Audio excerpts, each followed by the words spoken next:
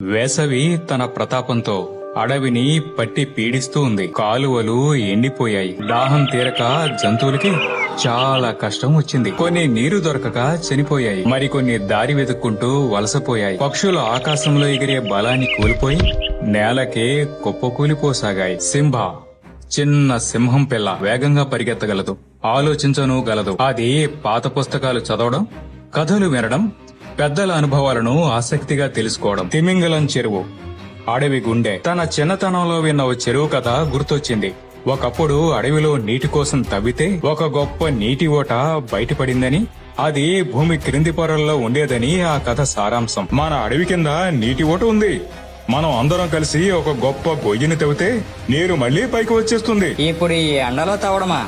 నీరు ఉంటుందా అసలు? సింబా, ఈ పుస్తకం నీకెక్కడ దొరికింది? ఈ పుస్తకంలో ఉన్నది కథ కాదు, ఇది మన అడవికి మళ్లీ నీరు తీసుకొచ్చే మార్గం. తన బిడ్డలో ఉన్న ధైర్యాన్ని చూసి ఆశ్చర్యపోయాడు. ఒక చిన్న పంజా వెనుక ఓ పెద్ద అడుగు వస్తుంది.